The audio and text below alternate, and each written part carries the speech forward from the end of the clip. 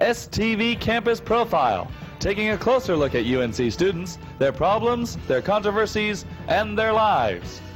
This week, Hope Buffington gives us the first of a two-part report on the effect of raising the drinking age. Angela Newell exposes the parking problem on campus. Is it getting better, or is it getting worse? Chad McCarver presents new insights to the Mic Man controversy. Do we really need one? You decide. Hello, my name's Hope Buffington, and welcome to this first edition of STV Campus Profile. Tonight we came to Purdy's on Franklin Street to find out just exactly what's going to happen. Should the drinking age be 18, 19, or should it be 21, which looks like it might be in the future? The beer drinking capital of the world. Chapel Hill has been famous for this image. However, October 1st, 1983, 10% of the student population woke up to find they could no longer drink. The drinking age in North Carolina had gone from 18 to 19 years of age. Dean Kanzler says the change affected freshmen at UNC. Well, I think the principal effect was felt in residence halls and in residence hall programming, because the people affected most readily by this were freshmen. This change was aimed at removing drinking in the high schools, but Dorothy Bernholtz, Director of Student Legal Services, questions how effective the new law has been. My experience with having teenage children, and my son was at the high school, I didn't see any decrease. I think it simply drove everybody underground. Although the age shift may not have prevented all underage drinking, Officer Greg Jarvis of the Chapel Hill Police Department believes the age shift has deterred underage drinking. Obviously, they know the police are out there. I don't think they're going to be foolish enough to go uptown as they used to when they were 18 and consume the beer, say, sitting in the parking lot or in the vehicle. They know the police are out there. We're not, foolish enough to believe that the beer is not being purchased and consumed. It's still pretty easy to get beer if you know how to get it or where to get it.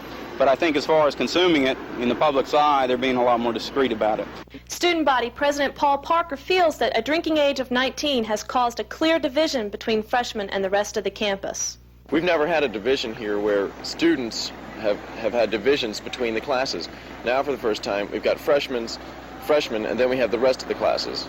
Because alcohol and the drinking ages have served to take people away from each other. Freshmen can't socialize with sophomores and juniors and seniors. The liability's too great. But the university organized an alcohol task force to address these problems and study what policy the university should adopt toward alcohol on campus. Dean James Kanzler, Associate Vice Chancellor of Student Affairs, felt the university was prepared to handle the switch in October. This task force began its work charged with the development of a draft policy on alcohol that would take the Safe Roads Act into account and would hopefully meet the needs of this campus. In spite of the new drinking age, 18-year-olds continue to drink. Tony Gore, owner of Purdy's, feels the change in the drinking age made criminals of those citizens who had been able to drink before. We're attempting to legislate morality again. What we're trying to do is say that you've got another segment of people. We've already raised it to 19 now, and now we're going to go ahead and raise it to 21, and you're cutting out those people and just saying to them that they can't drink, okay? That they, if they drink, they're doing it illegally. They're breaking the law. No, I think 18 or 19. I think if you're old enough to vote or old enough to fight a war, I think you should be old enough to drink. Many students felt the impact of the switch from 18 to 19, but a broader scope of students felt the impact of laws that accompanied that switch, the Safety Roads and Dram Shop Acts. Example, if you have a previous DWI conviction, and that is within the last 7 years, DUI or DWI, or you're already driving while your license revoked, or you're in an accident involving serious injury, and you have any two of those three things, then the punishment is a mandatory 14 days in jail. No questions, no defense, nothing. If you blow on the breathalyzer, you will be convicted. And the judge has no sentencing choice but to send you to jail for 14 days. And the fine can be up to $2,000, and you will lose your license for 1 year, period. The legislature passed the Safe Roads Act, and included in that was what is loosely known as the Dram Shop Act. All that had to do with essentially was saying that if a bar owner served someone who was visibly intoxicated or a minor, that was punishable in that civilly, not criminally, in that if the drunk went out on the highway and injured a third party, the third party could litigate against the owner of the dram shop or the bar. Traditional court parties and all-campus band parties became subject to surprise police checks last year. Because the AL officers and the Chapel Hill police officers will be undercover, and then they would not be in a place where they had a right to be. If the police officers come in uniform and say, we want to come into the fraternity, my advice is to ask them for their search warrant. Students saw a change in the way open parties were run, but some students found that lending or using fake IDs was more trouble than it was worth. It's not what we're looking for, but if a false ID or a forged ID is used to purchase or possess, or is lent to someone else to use to purchase or possess, then the license is taken, the privilege to drive is taken for 1 year. In addition to students and 18-year-olds around the state, bars, especially those catering to beer crowds, felt a pinch in their business. Mark Burnett, manager of He's Not Here, felt such a pinch. Well, I'd say about maybe a 10% drop, you know, being a college town, and that is the big business here. It did drop about 10%. Many people supported a move to 19. In fact, 1/3 of the General Assembly wanted to raise the age to 21. On June 26, Congress passed a bill that attached federal highway funds to a state drinking age of 21. State Representative Joe Hackney feels that the 21 drinking age will be brought up in the next session of the General Assembly. And except for the federal legislation, I don't think it would have been seriously considered this next General Assembly in '85. A 21-year-old drinking age for North Carolina, is it inevitable?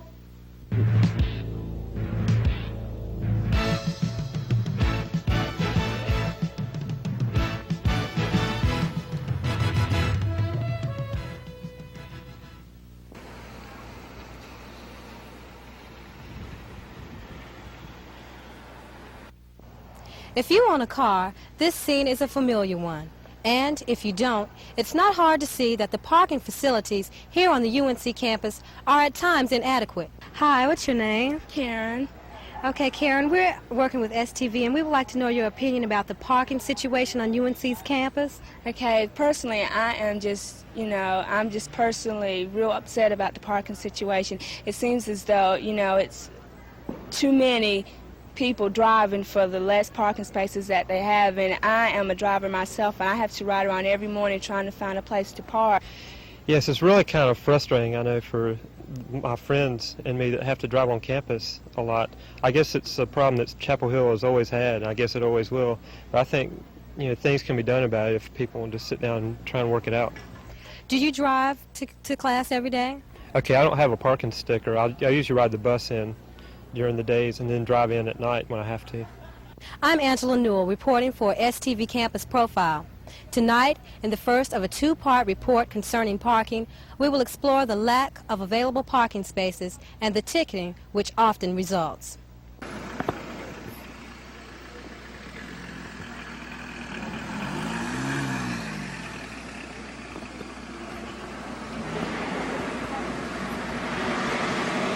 Last year, the UNC Traffic and Parking Office issued over 11,000 parking permits.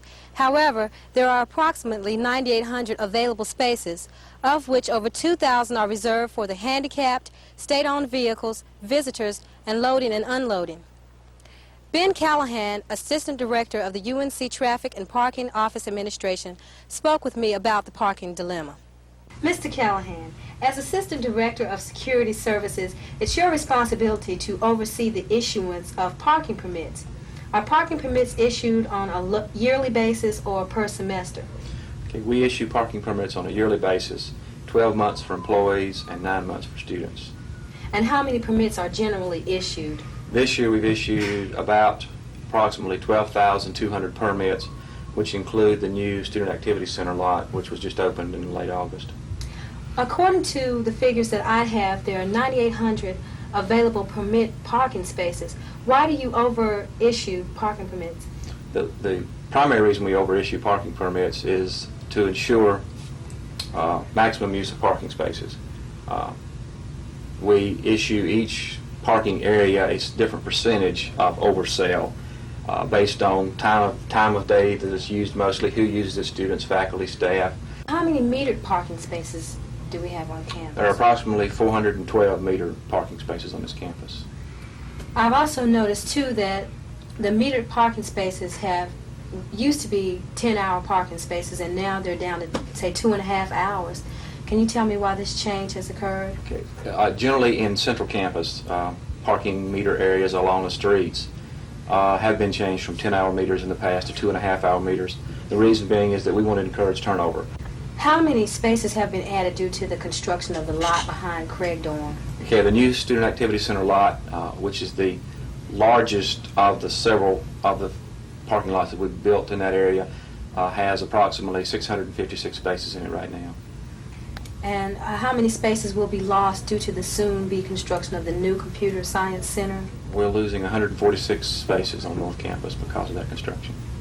And how do you plan on compensating for those losses, or have you already done something to compensate for that? We've done several things to compensate in general, in addition to some other things we've done to try to help parking, but to compensate for the loss of that, we negotiated with student government to change slightly the way that we issue parking permits on North Campuses to students, and we took over 140 parking spaces that belonged to students that didn't belong to students. It was a primary area for parking students off Connor Drive behind Connor Dorm.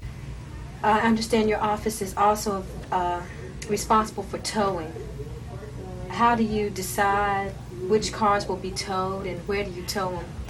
Well, all violations of university parking regulations are covered under the University Parking Ordinance, which is passed by the Board of Trustees under the auspices of state law. So it is a violation of state law. Offenses for which we tow for are, technically we have the authority to tow for any offense, but generally we tow for, the offenses that we tow for generally are what we consider hazardous violations. Well, do you have any advice for the students about parking at UNC? The only advice that I have for students, and it goes for everyone in general, but I think it pertains to students more, is that if you really can do without your car for the time period you're on campus, is that you need to try to leave it at home. In addition to permit parking, there are additional metered spaces located along Raleigh and South Streets. There is also free-for-all parking located on Cameron Avenue. But this brings about another problem. Free-for-all parking and metered spaces are limited to hours that tend to inconvenience many students. In frustration, students often succumb to desperation and park in the first available space they find. I think it's overcrowded, but it's my fault that I'm not leaving early enough, and that's why I'm getting tickets for parking in the wrong place. Last year, the UNC traffic monitors wrote over 66,000 tickets. These tickets range in price from $1 to $50 and resulted in the collection of nearly $400,000. You know, personally, I paid $30 worth of parking tickets already, and the semester has just begun, so I'm really frustrated with the situation. Have you ever had your car towed?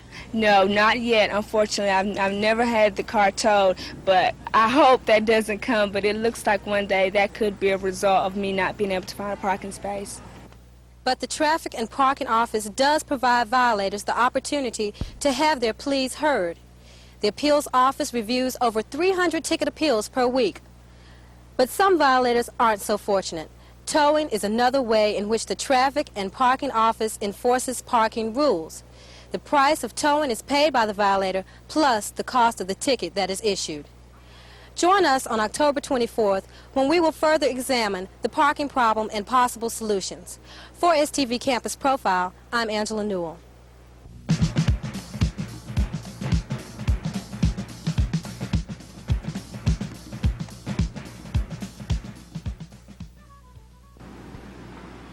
I'm Chad McCarver, and tonight we'll be looking into the controversy surrounding the mic man. For the few of you who do not know, here's a little bit of background on exactly who and what is a mic man. What do you got? What do you have? Sure you are! Let me see if you can help me out one time with all my favorites. We're going to go bananas. What do you know?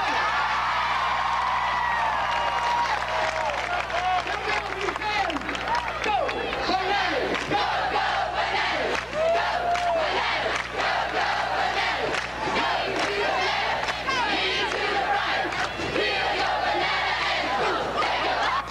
We decided to ask Dean Schrader, Associate Dean of Student Affairs, his opinion on the situation with the spirit at the football games. Well, I've understood the same thing. That is that the real plan at this point is to return the whole nature of spirit to the football game, starting out this Saturday, I believe. The tradition of the Mike Man is one that, to my knowledge, has neither been abolished nor continued. It's, at this point, a possibility, if it looks like that's the best way to go after this spirit business. I think there are a number of other possibilities that Dean Bolton and Major Y have been working on over the last several weeks. John Yeselaitis, director of the Marching Tar Heels, or Major Y to most students, definitely had an influence on the, you might say, tenure of the Mike Man. I think we have to give it a try. You know, we've tried it one way and we had some problems. I think for a year or so we ought to try with what we have, because the cheerleaders really are the spirit group. Right. They're the ones who really have to leave. Now, if we have a good Mike Man, that's fine. They complement each other. But maybe just for this year, we ought to try it the other way. It might work. If it doesn't, there certainly is no rule that says we can't have a Mike Man. We may go back to that, but we have to do with what we have right now, and this year we don't have a Mike Man.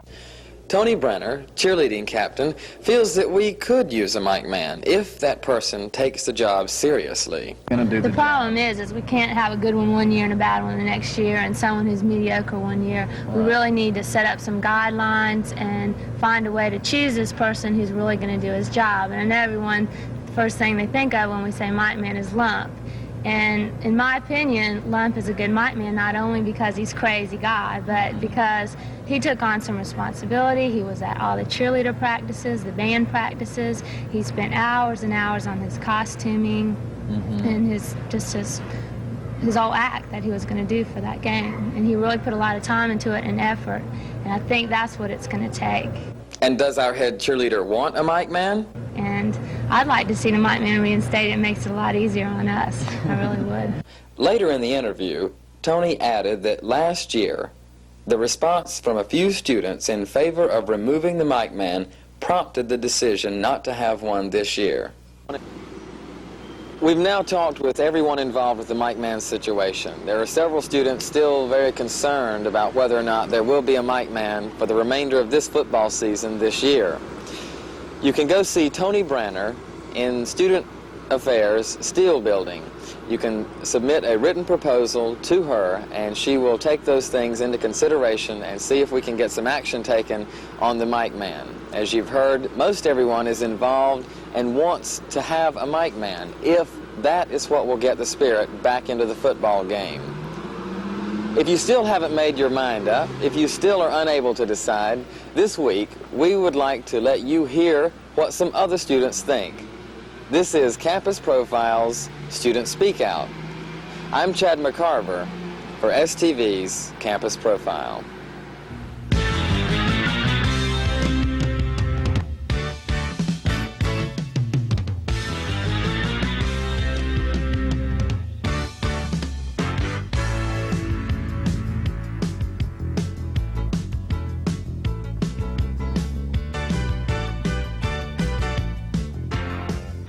Do you think there should or shouldn't be a Mike Man at the football game? If so, why not?